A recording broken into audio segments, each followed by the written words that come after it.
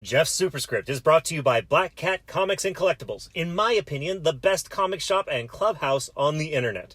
Follow them at Black Cat Burbank on Instagram and join their claim sales on Tuesdays for new books and Fridays for back issues.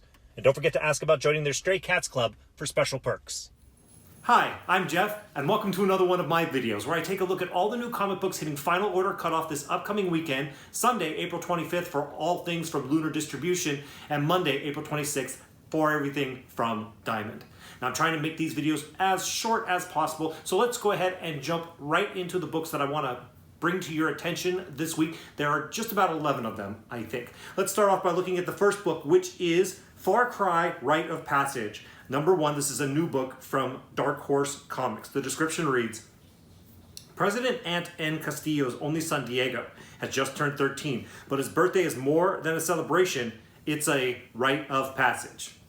By telling his son about Vas Montenegro's inner struggles, Anton wishes to teach Diego the importance of harnessing the power of chaos. Features fan-favorite villains from Far Cry 3, 4, and 5. Basically, if you're a fan of the video game, and there are a lot of you out there, you might be interested in this comic book, but I can't imagine if you're not already a fan of the video game, you'd be particularly interested in this book. The next one I want to point out to you is a book called Rangers of the Divide. This is a 4-part limited series. This is issue number 1, also from Dark Horse Comics. The description reads, Following the disappearance of the nation's peacekeepers, an elite commander stumbles upon a team of bright-eyed cadets in need of leadership. The group prepares to venture out on their first mission into uncharted territories. Are they ready to face what awaits them, or will danger find them first? Debut comic series written and illustrated by comic artist Megan Huang. Dragons, mythical beasts, and sci-fi technology. Well, that last sentence basically tells you everything you need. If you're into a story that has dragons, mythical beasts, and sci-fi technology, this could be an interesting new title for you to pick up. The next book I want to mention to you is another limited series. It's called Fantastic Four Life Story. This is issue number 1 of 6 from Marvel Comics. Here's the description. In the tradition of Spider-Man life story, and in celebration of the FF's 60th anniversary, comes this series setting the lives of the fabulous foursome in real time across the years. Amid the backdrop of the Cold War and the space race, a terrible accident gives the Fantastic Four great powers, a terrible secret, and entangles them in the history of their planet. Well, for those of you that watch my videos on the regular, you know that I've been talking a lot about Chip Zdarsky recently and how I'm kind of starting to fanboy out on him a bit. He's really great. He wrote Spider-Man Life Story, which took Spider-Man from his beginnings in the 60s, I believe, and then progressed him chronologically decade after decade after decade and aged him through the decades until the end of his life. Now they're doing the same thing, but with the Fantastic Four, and not by Chip Zdarsky. This is written by a man named Mark Russell. So the concept is super fantastic. Start off with the Fantastic Four in the 60s, move them through 6 decades of history and their life, and tell that kind of what-if story if their lives had aged normally, chronologically. It's a great concept, an interesting concept, and if you're a fan of the Fantastic Four, I highly recommend this for you. The next book I want to mention to you is Heroes Reborn, Magneto and the Mutant Force number 1. The tie-ins for Heroes Reborn continue. This is an interesting one. It says, Can Magneto resurrect hope for mutant kind before it's too late?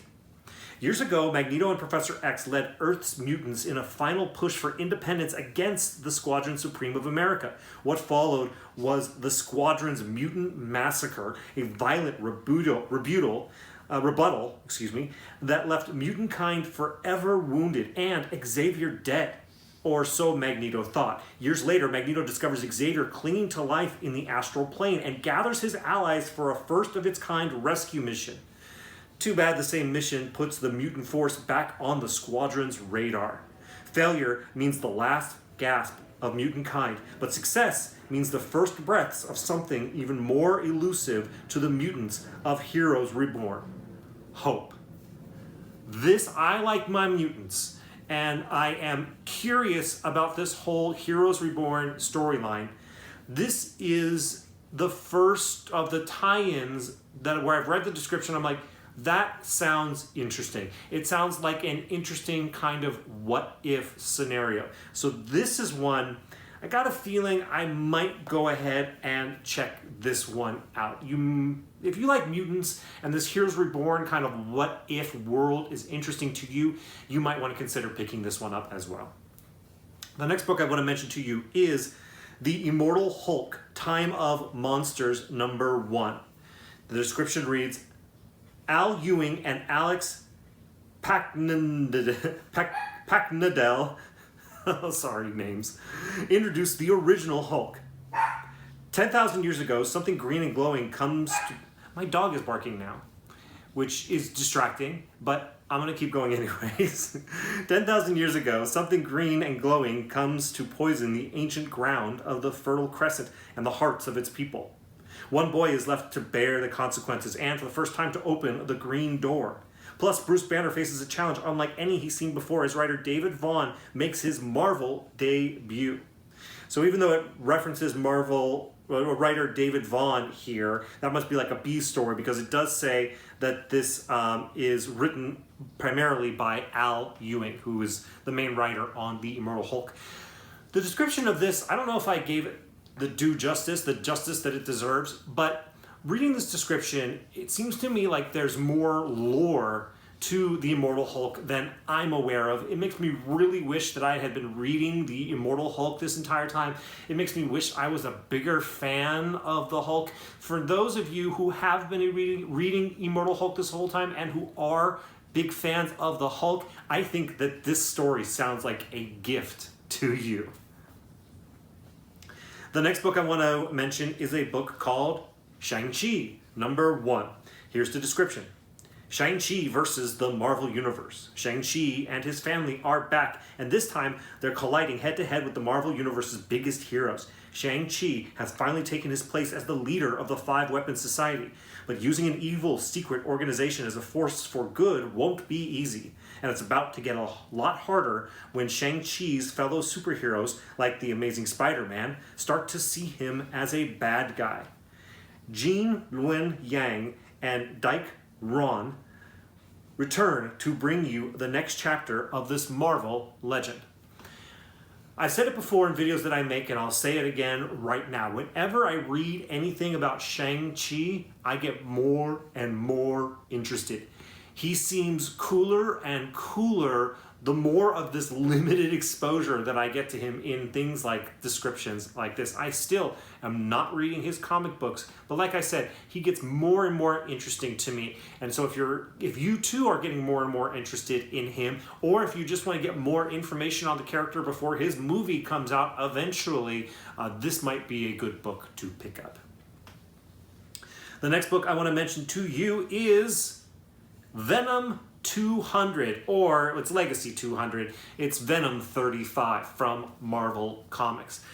I'm not going to read the description here. All you need to know is that it's Donny Cates and Ryan Stegman's last issue of Venom.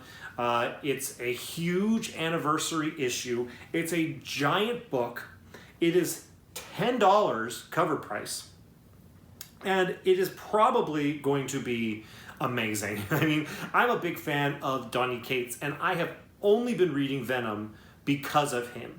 Some of you all out there might be big Venom fans, and that might be sacrilege to you, and for that I apologize. But this is probably going to be the last issue of Venom I pick up. Maybe I'll pick up the next one, just to kind of see how the transition goes. Hi. Dog's barking again. I don't know what she's barking at, but something's uptight about her. But this is a huge, huge issue. It's going to be a huge, huge kind of moment in Marvel Comics, it seems like. You might want to consider picking it up. And here's the deal. There's a billion covers for it. I'm going to list them for you. There's very little cover art for it. So if one of these names of a cover artist interests you, you might consider pre-ordering it before FOC comes up this upcoming Monday. We have covers by Art Adams, Mark Bagley, Simone Bianchi, Patrick Gleason. Yeah, she likes Patrick Gleason. Stephanie Hans, Jock, Nick Klein, Rob Liefeld, Mr. Garson, Humberto Ramos, Ryan Stegman doing a bonus cover apparently, and Jeffrey Vareggi. So there's a lot of artists to choose from. I mean, I think everybody who collects comics is going to be picking up a copy of this. Here's your opportunity to reserve your cover of choice if one of those names are interesting to you. Oh, she just came in and she's going to settle down now here with me while I finish making this video. Are you going to be done barking now? Yeah? You want to come here and be in the video? Oh yeah, she's going to be in the video. Okay. Here, you sit right here. And what is this next comic book? Oh, okay. The next one I want to tell you about is We Only Find Them When They're Dead, number 6. I mention it because I am a big fan of We Only Find Them When They're Dead. This is from Boom Studios. It seemed like the story had kind of wrapped up with issue number 5, but this story now goes 50 years into the future of where the main first 5 issues went, which is kind of an amazing thing to do in a comic book. And now we're picking it up with a brand new story and I assume a brand new cast of characters. So this has been a really good series written by Al Ewing that I enjoy. People have not really gravitated towards it, I must admit. People haven't been that into it. It's not like it's doing really well on the secondary market, but the people who are reading it really enjoy it, like myself. And if you missed the first 5 issues, but you're always curious about it, this is going to be a good jumping on point, because it's going to have new characters and a whole new storyline. So something you might consider checking out. Now we're moving on to a couple of books from DC that I'm going to show you. Actually, 3 books from DC that I'm going to mention. Once again, I want to remind you that Final Order Cutoff for DC is this upcoming Sunday, a day before everybody else on Monday. So make sure you get these in advance of Sunday. First book I want to mention to you is Batman Black and White, number 6. Here's the description. Okay. The final issue of the acclaimed revival of Batman Black and White is here, and readers don't want to miss the deep dive into the new horrors of Gotham and ordinary citizens inspired by Batman. Iconic Batman scribe Scott Snyder reunites with his all-star Batman collaborator John Romita Jr. to tell the story of a man who has been documenting Batman's history in Gotham for a very long time. And now he has something to say about the Dark Knight's legacy. Eisner Award nominee and the artist behind Batman Universe and Future State the Next Batman, Nick Darrington, writes and draws an epic tale introducing us to 2 gangs whose power struggle in Gotham has been going on longer than the history of the city itself. The acclaimed creative team behind Infinite Loop, Elsa Charretier and Pierre-Dric Collinet, team up once more for their DC Comics writing debut with a frightening story of a psychological horror and the Dark Knight. And fan favorite co-creators of Rumble, writer John Arcudi and artist James Herron, spin a tale of Clayface and the evils lurking beneath the surface of the stories we love the most. The powerhouse creative team of writer Brandon Thomas and artist Kari Randolph tell a story about one of Gotham's most impoverished neighborhoods and how it ends up being exploited by villains like the Mad Hatter. That was a really long description, but I wanted to read all of it because it's all about the names that are in that description. If any of those names that I mentioned or possibly butchered interest you, then Batman Black and White is for you. Frankly, every issue of Batman Black and White is worth picking up. It's really great artistically and as reads, but especially if any of those names are ones that you're a big fan of, then it's practically a must pick up.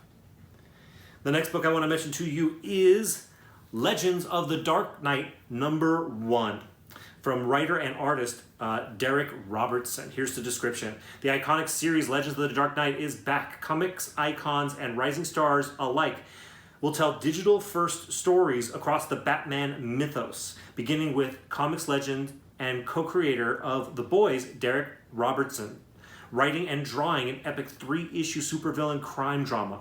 A new player has arrived on the scene in Gotham City and is selling deadly chemicals to the worst villains in town. Mr. Freeze, the Penguin, and even the Joker. It's up to Batman to stop the villains, track down the supplier, and save Gotham City once more. And in upcoming issues, look at stories, I assume it means, and art by Stephanie Phillips, Brandon Thomas, Becky Cloonan, Matt Rosenberg, Brandon Easton, Clan Tormey, Giannis Milongianis, Carl Mostert, and many more. Oh, these descriptions are long. Okay, so if you're a big fan of Batman, you're going to be excited that there's a new Batman series coming out, Legends of the Dark Knight. I remember when the first Legends of the Dark Knight came out when I was a kid. I was super excited about that. I'm a lot less excited about this, frankly. I'm getting all the Batman I need from the main Batman title from James Tynion IV. I don't know that I need another Batman title. There are so many books that have Batman in it from DC. It may as well just be called the Batman comic book distributor. But Batman's awesome. Batman's fantastic. Being a fan of Batman makes complete sense to me. So if you are one and you're excited about this new title coming out, wanted to make sure you knew so you can make sure to order it before FOC hits this upcoming Sunday. Okay, Daisy, you ready to tell them about the last book? This is one for you, okay? Yeah, this is one for you. Yeah, this is DC Infinite Frontier Wonder Girl #1. The story of Yara Flor starts here. Raised in the far-off land of Boise, Idaho, Yara Flor has always felt something was missing from her life, and now she's headed to Brazil to find it. Little does she know her arrival will set off a series of events that will change the world of Wonder Woman forever. Her return has been prophesized, and with that prophecy comes the undivided attention of benevolent gods from pantheons beyond. Danger lurks around every corner. But is this young hero ready for the journey? Oh, it looks like this young hero is ready for the journey. Find out in a debut issue you absolutely cannot miss. Spinning out of the best-selling Future State Wonder Woman acclaimed writer-artist Jolie Jones makes a triumphant return to the character to officially introduce her into the DC universe. You think you know Wonder Girl, but you have never seen her like this. Oh, well, Daisy's very excited about Wonder Girl, aren't you? Yeah. Listen, when we saw the the Future State books, we knew that those characters weren't going to just be here for a few books and then gone forever. We're seeing like an origin story of the next Batman. Now we're getting a book here with not Wonder Woman, but Wonder Girl. This comes as no surprise that we're seeing more books from these characters. If you really enjoyed what you saw of this character from Future State, it's your lucky day. You're getting more of this character here in this book. If you could care less, or you couldn't care less, I should say, then you could probably not care less either about this book. But Wonder Woman's an awesome character, and this new Wonder Woman actually seems, or Wonder Girl in this instance, seems like a pretty cool version of the character. So I wholeheartedly support anybody that's into this character and is interested in making sure to put this book on their pull pre-Final Order Cutoff this upcoming Sunday. Okay, that's it. Daisy, you let me finish. I appreciate you letting me finish the video. Thank you so much. Thank you everybody out there for watching the video. If you like this video and you like the information that I provided for you, please hitting the like button is much appreciated. If you like Daisy and Daisy's little cameo here in the video, she would appreciate a like as well. And then, of course, as always, if you haven't already subscribed to my channel, here's my invitation for you to hit the subscribe guy right over here and make sure to hit the notification bell so you're informed when I post new videos. Thank you all so much for watching this video. We'll see you in the next one.